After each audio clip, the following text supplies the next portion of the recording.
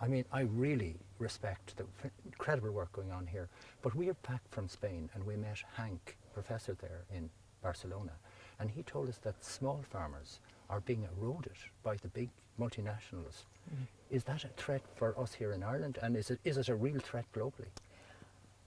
Well, it is really insofar as, you know, the monopolisation and consolidation of the agri-food business is huge now. We're in a corporate global food regime, really, if you like. And so Henk Hobbelink is totally correct in that. And I know that Grain are doing a lot of work in this regard. And we have a problem because it's like vertical and horizontal. Mergers and acquisitions in the seed industry alone are expected to pass 3 trillion by 2025. You have a huge consolidation from the seed to the supermarket and everything in between, chemicals, fertilizers, the lot. And that green revolution model, which of course is a misnomer really, because it wasn't truly green, it has actually poisoned the planet, and we're living with the results of that already ourselves. We've seen it in the dust bowls of California and the United States already, where they've destroyed the earth, where they've grown monocultures of cash crops for a number of decades now. There is a food crisis on the planet, and I think it is agrobiodiversity and conservation seed units like this, you know, sovereign places where seed is freely exchanged in non-commoditized systems, that's actually going to save us. I actually do. So how dangerous is it when we look to the way food now, production and the sale of food in supermarkets with single species only? Are we taking big risks with food? Well, the narrowing of the genetic diversity and the narrowing of down to just one or a few species to be just growing that is so dangerous that the leading scientists are saying it stands between us and mass starvation on the planet. I mean, you have most of the leading scientists, from Nikolai Vavilov, who is the father of biodiversity, if you like, to Jack Harlan, to De Falco, and Dr. Fethian Abe in Ethiopia now, and Malaka Woreda. All of these scientists, they're all saying we need to be growing out in the natural environment, in situ with farmers, growing a huge range of crop biodiversity to maintain dynamic ecosystems. That is absolutely central to maintaining biodiversity, and not biodiversity just for its own sake, but we have examples from the past, very salutary warnings, not just of the Irish famine, but even in the late 60s when there was a virus hit the oat crop. They trawled the seed banks of the world to find a resistant strain, and they find it in the wild relatives in the hills of the West Bank, ironically. And the same to a stunt virus that hit the corn crop in the States. They found it in the Himalayas. So you need to maintain the wild relatives of seed varieties as well, places of origin where these crops grow. So you would see even on the BT cotton bags of Monsanto's in the States, they say don't sow south of Tampa, which basically they're saying because south of Tampa in the Everglades in Florida is the centre of origin for cotton. And they even themselves know that they mustn't tamper with centres of origin. That's why I'm so concerned about Ethiopia, because Ethiopia is a centre of origin of key crop varieties like coffee, for example, is endemic to the region. And then you have places of secondary diversity like Ethiopia for barley, very vital for the food security of the population. So they grow huge varieties of barley there, and they need to grow huge varieties.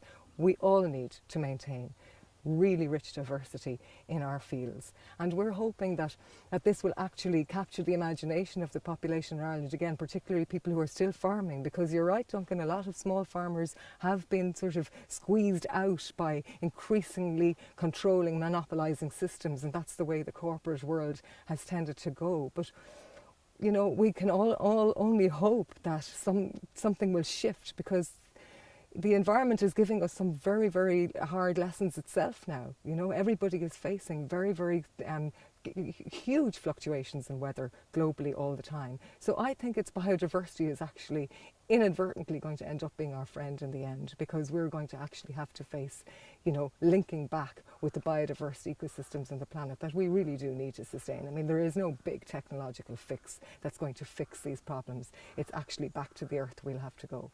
And that's why this is so important. So are small farmers growing indigenous local varieties of food and diverse species, is that critically important now to the future for food? absolutely critically important. The small farmers are growing like up to 70 to 80% of the food of the planet at the moment. So 1 billion of them, of pastoralists and fishermen and fisherfolk and farmers. And you know, in Ethiopia, where I'm doing a lot of my work now and where I'm concentrating on that, they're actually considered to be scientists because they have been cultivating their seed, rich diversity of seed for a long, long time, and they you know, have a very, very wide variety of crops that they grow for food security for themselves. So like most of the world's food is grown in a 100-mile diet. So that's their food secure populations that you have there. They're growing barley, like 111 different varieties in one field that one woman up in the Ethiopian highlands was growing in her field. But that's essential for them to have their own indigenous varieties to fall back on because they trust them. And they trust their own varieties. They know the ones that are drought resistant. They know the ones that come early and come later. If you get one seed that you just have to plant at one particular time of year, that's no good to them. They have different colours. They have different, you know, different colours for different seasons, different times to sow and different times to harvest. And then there is this other whole dimension to it, which is the cultural dimension, which has long been misunderstood by a lot of, you know, Western-dominated corporate kind of people coming in to tell them you must grow different seeds. And these farmers know an awful lot more. But the culture and the community of these places, it's held together by the seed market, by the seed exchange that they have with one another. They have a farmer-to-farmer gift exchange and non-commoditized systems for millennia. And to break that is actually, the United Nations are saying it's actually, you know, it's a crisis of existence for rural dwellers actually in parts of Asia and Latin America and Africa if you break that lineage of stewardship of the seed systems and the food systems that these people rely on. And I think it would be arrogance in the extreme for us to think that we have some technological solution that will actually bring seeds in from outside that have only been brought from a laboratory and not actually been growing in the wild, dynamic environment that they need to be. You know, there are seeds that would never grow in Ireland. That's why it's interesting for us here to see what we will be able to give back to small farmers in the localities around Ireland. We've apple trees here from Clare and others from Armagh or from Dublin that they will be best suited to a coastal county or to an inland county. Like seeds hold all of the knowledge and all of the diversity within themselves. All of that knowledge is contained within the seed. A seed is a sovereign entity.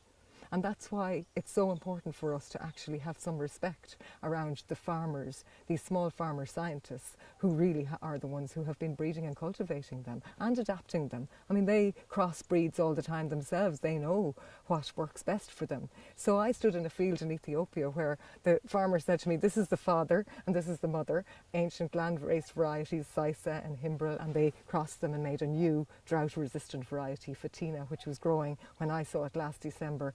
It had grown without rain since September and grown higher than all of the other seeds. So all the time they are adapting. These aren't Luddites. These are very advanced people in these like 33 million small farmers in sub-Saharan Africa in the region that I'm looking at.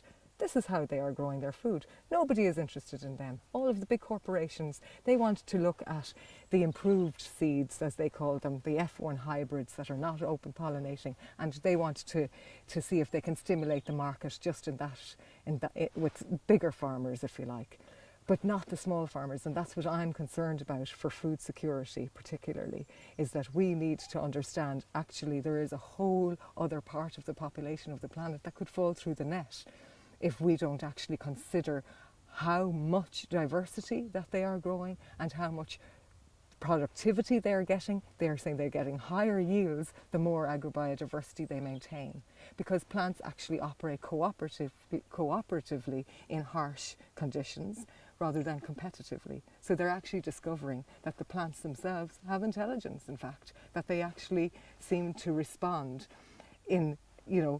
to the impacts that are happening in the environment. So that's quite interesting. So there's some amazing work being done now in the areas that are the worst hit in the front line of climate change in sub-Saharan Africa, and the literature that I'm reading is certainly saying that we need to maintain the agrobiodiversity and that they are maintaining there at the moment, that's crucial for food security for all of us for the future.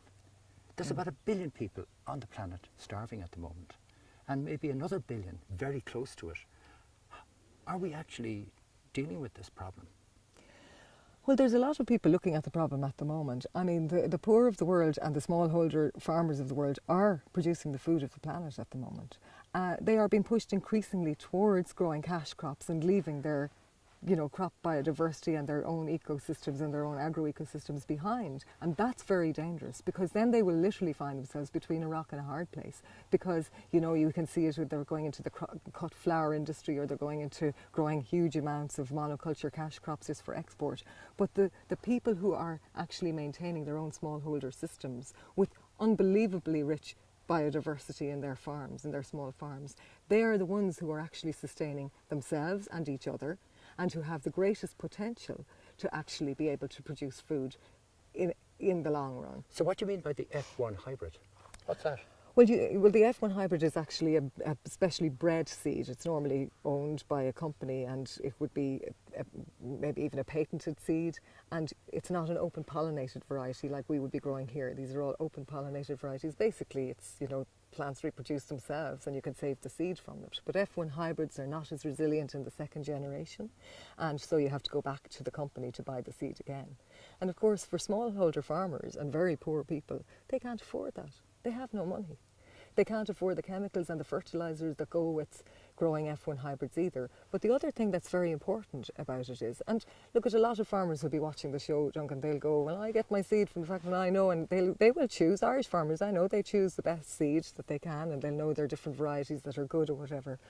And it's hard for us maybe to kind of work back from there.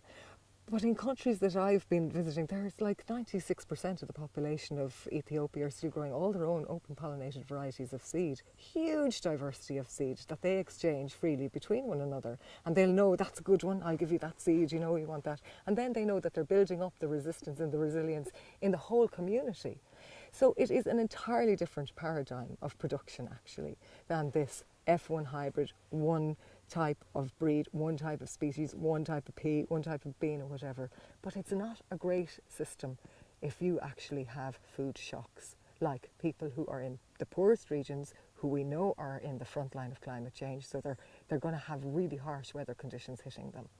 And if we look back to Ireland here, with our situation, 90% of our food is just distributed through 5 supermarket chains. Yeah. And over 90% of our food is imported. Our vegetables and fruit. I think we spend 900 million every year on fruit and vegetable imports. That's presumably coming from big producers and big farms and the big monoculture type systems. Are we at risk here? Well, there is a big risk from that. I mean, even when you say the statistics yourself, Duncan, it's clear there is a big risk. There's a risk when you put all your eggs in one basket.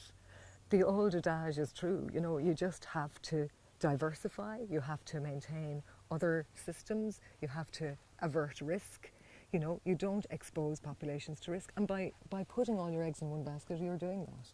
So even in Ireland, I mean, it is a tragedy that in a fertile land that we would actually become that dependent on, external people importing so much food in here.